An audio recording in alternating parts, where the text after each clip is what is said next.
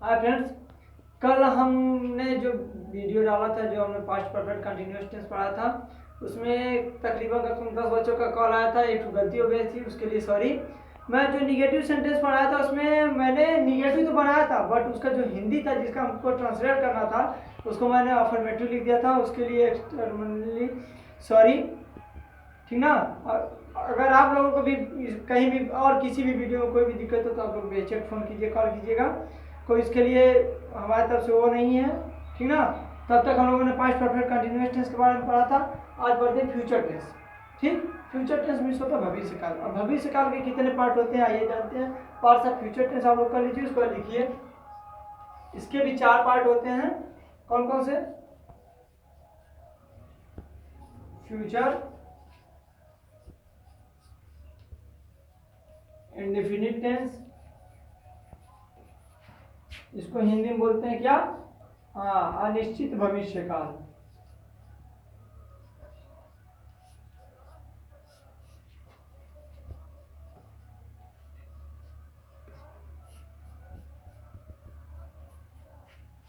दूसरा होता है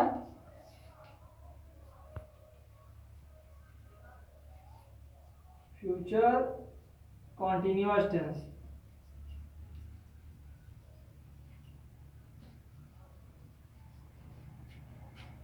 भविष्य जारी काल हिंदी है इसकी।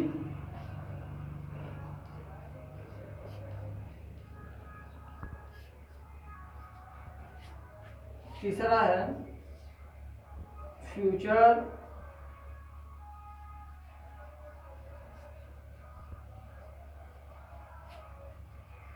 परफेक्ट टेंस, पूर्ण भविष्य काल।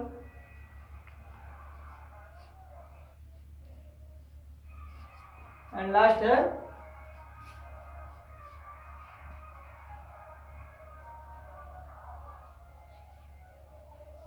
फ्यूचर परफेक्ट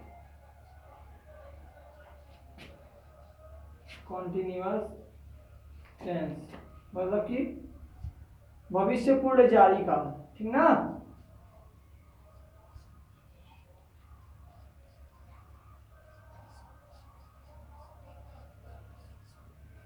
उसका आप लोग नोट कीजिए। पहला फ्यूचर इंडेफिनिट टेंस अनिश्चित भविष्य काल, दूसरा फ्यूचर कंटिन्यूअस टेंस भविष्य जारी काल, तीसरा फ्यूचर परफेक्ट टेंस पूर्ण भविष्य काल, चौथा फ्यूचर परफेक्ट कंटिन्यूअस टेंस भविष्य पूर्ण जारी काल, ठीक ना। अब हम इसके भी पार्ट के बारे में, एक एक पार्ट के बारे में रोज पढ़ते चलेंगे। और आप लोगों का बहुत अच्छा प्रदर्शन रहा कि आप लोगों ने इंटरोगेटिव निगेटिव में आप लोगों को कोई दिक्कत नहीं आई। आप लोगों ने इंटरोगेटिव निगेटिव बहुत बखूबी बनाया। और कई सारे बच्चे हमको व्हाट्सएप पे उसका मैसेज भी डाले थे लिख के, उसका फोटो क्लिक करके। और कल जो गलती हो गई उसके लिए सॉरी एक बार फिर से। आगे से ध्यान रखेंगे ऐसा कुछ ना हो, ठीक है। क्लियर है, नोट हो गया है ना। हाँ, तो पहला आज हम कौन सा पढ़ेंगे? Future indefinite tense. आप लोग हेडिंग कर लो, फ्यूचर इंडेफिनिट टेंस। आप लोग हेडिंग कर लीजिए फ्यूचर इंडेफिनिट टेंस या FIT, फ्यूचर इंडेफिनिट टेंस अनिश्चित भविष्य काल। तो हमने पहले भी बता दिया है, किसी के बारे में हमको जानना होता है किसकी आवश्यकता होती है? वेरी गुड, पहचान की। किसकी पहचान? तो आप लोग लिख लीजिए इस टेंस के हिंदी वाक्यों के अंत में, इस टेंस के फ्यूचर इंडेफिनिट, इस टेंस के हिंदी वाक्यों के अंत में गा, गी, गे आदि शब्द आते हैं। ता वो नहीं आता इसमें, ठीक ना।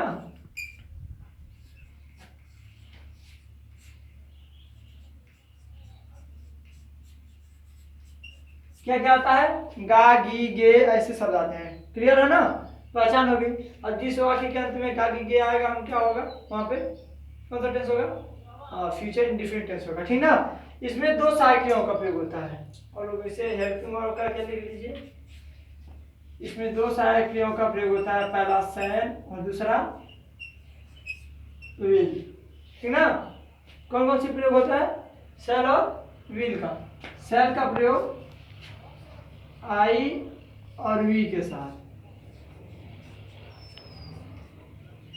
मतलब मैं और हम के साथ कौन सा प्रयोग होगा सहायक क्रिया सेल। विल का प्रयोग शेष सभी कर्ताओं के साथ। क्लियर है, ठीक ना।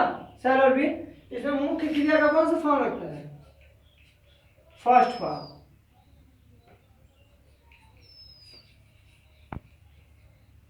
इसमें ना यस यस लगता है ना सेकंड लगता है, इसमें बस सिंपल रहता है, फर्स्ट फॉर्म लगता है। ठीक, इसका अनल बनाने का नियम होता है, आप लोग फार्मूला नहीं लोग कैसे बनाते हैं। सबसे पहले क्या लिखते हैं, जैसा हम सब में बनाते थे वैसे इसमें भी बनाते हैं। सबसे पहले क्या लिखते हैं, सब्जेक्ट। उसके बाद हम पास्ट प्रेजेंट इंडेफिनिट में भी साइक्लियर नहीं लगाते थे, पास्ट इंडेफिनिट में भी सिंपल में साइक्लियर नहीं लगाते थे, लेकिन इसमें क्या होता है, लगता है। ठीक ना, क्लियर है।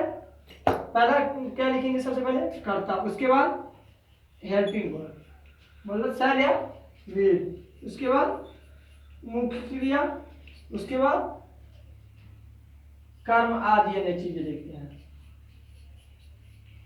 ठीक ना, सबसे पहले कर्ता, फिर सहायक क्रिया सेल विल, उसका मुख्य क्रिया, उसका कर्म आदि अन्य चीजें लिखते हैं। जैसे मैं अपनी पुस्तक पढ़ूंगा। क्लियर है, मैं अपनी पुस्तक पढ़ूंगा। तो इसके अंत में क्या आया है, गा ये में से कुछ आया है, गा आया है ना। कौन सा टेंस होगा हमारा, फ्यूचर इंडेफिनिट टेंस। कौन सा टेंस होगा, फ्यूचर इंडेफिनिट टेंस। तो इसका मतलब सबसे पहले क्या लिखेंगे, कर्ता क्या है, आई। गुड, उसके बाद सेल लगेगा, विल, सेल, क्योंकि आई एंड वी के साथ कौन सी साइकिल पे होती है, उसका मुख्य क्रिया क्या है, पढ़ना। तो रीड मिस होता है पढ़ना, क्या पढ़ूंगा, आई के साथ अपना की स्पेलिंग माई। क्लियर है, आई शैल रीड माई बुक। क्लियर है, नोट कर लो, फिर निगेटिव बताता हूँ। हम लोगों का अगला टॉपिक क्या है, निगेटिव सेंटेंस। निगेटिव सेंटेंस में कुछ करना नहीं है, बस क्या करना रहता है, सबसे पहले क्या लिखते हैं, कर्ता, उसके बाद सहायक क्रिया, उसके बाद जैसा समय बनाते थे सीधा नॉट, उसका सेम रहता है हमारा, मुख्य क्रिया, उसके बाद कर्म, उसके बाद आदि अन्य चीजें। ठीक है, क्लियर है ना। कर्ता, सहायक क्रिया, नॉट, मुख्य क्रिया, कर्म आदि अन्य चीजें। क्लियर है, कोई दिक्कत, गुड। उसके बाद एग्जाम्पल लिखो, मैं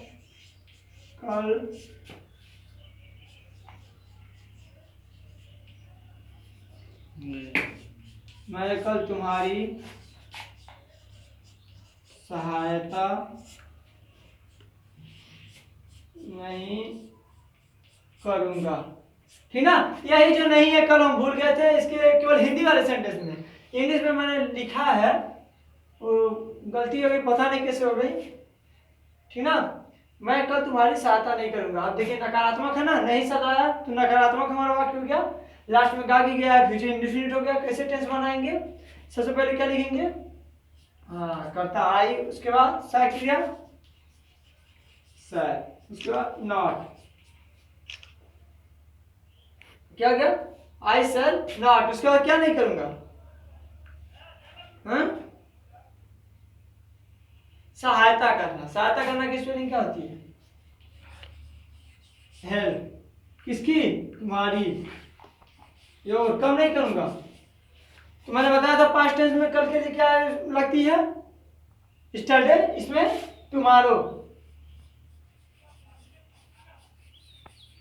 क्योंकि इसमें भविष्य के बारे में बात की जा रही है, आने वाले कल के बारे में बात की जा रही है, ना कि बीते हुए कल के बारे में बात की जा रही है। ठीक है, क्लियर है, इसका नोट करो, नोट करो, इसको बना के दिखाओ।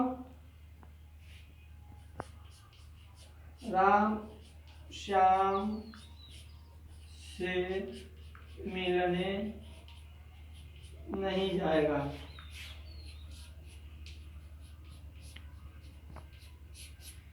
बना के दिखाओ फिर बताते हैं इंट्रोगेटिव सेंटेंस। हम लोगों का अगला टॉपिक क्या है, इंट्रोगेटिव सेंटेंस, मतलब कि प्रश्नवाचक। प्रश्नवाचक वाक्य जिसमें कि हमसे प्रश्न पूछा जा रहा हो, तो हमसे प्रश्नवाचक वाक्य दो तरीकों से बनाया जाता है। जैसा कि आप लोगों ने पहले भी पढ़ा है प्रश्नवाचक वाक्य, पिछले कई सारे क्लासेस में मैंने बता दिया है कि प्रश्नवाचक वाक्य कितने तरीकों से बनाया जाता है, दो तरीकों से। कौन कौन से? पहला कि ऐसे प्रश्नवाचक शब्द जो वाक्य के आरंभ में आए हो, यानी कि क्या से आरंभ होने वाले वाक्य। दूसरा ऐसे प्रश्नवाचक शब्द जैसे कि क्या, क्यों, कब, कहाँ, कैसे, किस लिए वाक्य के बीच में आया हूँ। तो ऐसे कैसे इसका अनुमान बनाते हैं, तो आइए देखते हैं। पहला आप लोग हेडिंग कीजिए, क्या से आरंभ होने वाले वाक्य, ठीक ना। मैं सीधा इसका फॉर्मूला लिख दे रहा हूँ, समझा दे रहा हूँ, आप लोग बनाइएगा। ना समझ आए तो कमेंट कीजिएगा, कॉल कीजिएगा। आप लोग बेहिचक कुछ भी कर सकते हैं, कॉल, कमेंट, व्हाट्सएप कुछ भी, ठीक ना। पहला हेडिंग कर लीजिए, क्या से आरंभ होने वाले वाक्य। क्लियर है? हाँ, इसका अनुवाद करते समय सबसे पहले हम क्या लिखते हैं, सहायक क्रिया। क्या लिखते हैं इस स्टेज में? जब हम इंट्रोगेटिव बनाते हैं सबसे पहले क्या लिखेंगे, सहायक क्रिया, उसके बाद कर्ता, उसके बाद मुख्य क्रिया फर्स्ट फॉर्म, उसके बाद कर्म आदि अन्य चीजें लिखने के बाद क्या लगाते हैं लास्ट में, क्वेश्चन मार्क। क्वेश्चन मार्क लगाना आप लोग ना भूलें, मैं पहले भी बता चुका, अभी बता रहा हूँ, बार बार बताता रहता हूँ, बार बार बताता रहूंगा कि आप लोग क्वेश्चन मार्क का फुल स्टॉप लगाना ना भूलें, ठीक ना। जैसे कि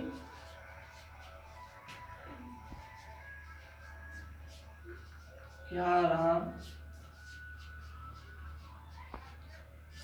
स्कूल जाएगा, क्या राम स्कूल जाएगा। तो यहाँ पे हमारा देखिए प्रश्नवाचक शब्द कहाँ आया है, वाक्य के आरंभ में आया है, तो वह कौन सा रूल फॉलो करेगा, पहला वाला। तो सबसे पहले इसका अनुवाद करते समय क्या लिखेंगे, हेल्पिंग वर्ब। हेल्पिंग वर्ब हमारी कौन सी लगेगी इसमें, सेल्फ विल, ना आई है ना भी है, जो कौन सी लगेगी, विल।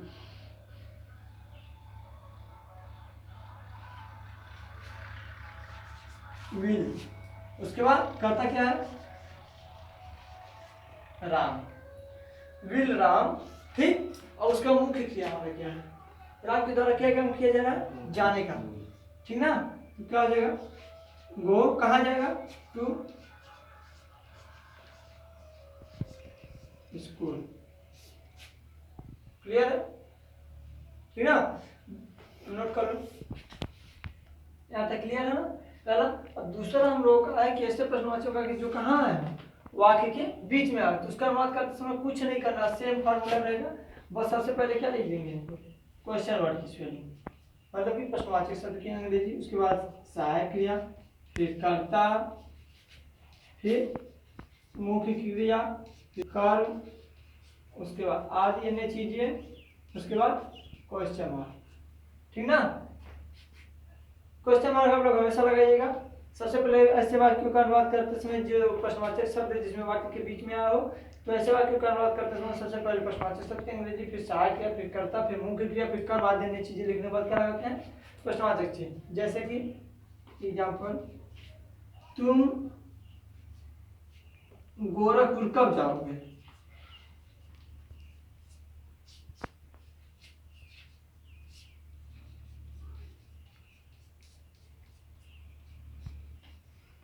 अगर हमसे देखिए प्रश्न पूछा जा रहा है ना कब जाओगे, तो सबसे पहले क्या लिखेंगे, प्रश्नवाचक शब्द की अंग्रेजी। प्रश्नवाचक शब्द हमारा क्या है, कब, कब की अंग्रेजी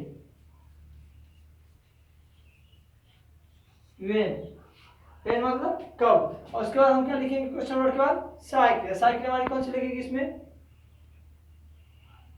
सा लगेगी विल, गुड विल, ठीक। उसके बाद करता क्या है, तुम कहाँ जाओगे, सॉरी, तुम के द्वारा क्या काम किया जा रहा है, जाने का, गो। उसके बाद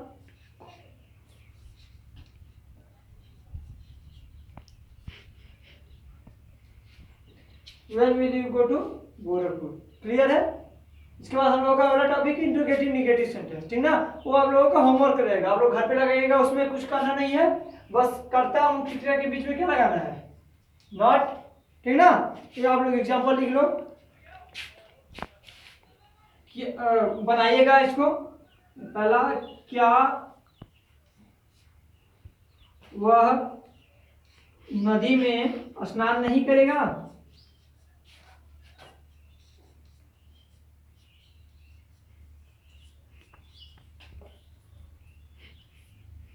ठीक, ये पहला वाला हमारा बन जाएगा। दूसरा लिख लो आप लोग,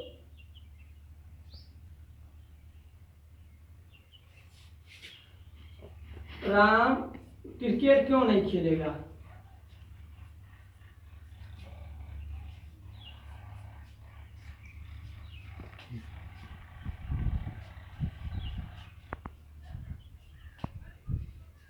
ठीक है, क्लियर है। इस दोनों का लोग बनाइएगा इसका घर पे और प्रैक्टिस कीजिएगा।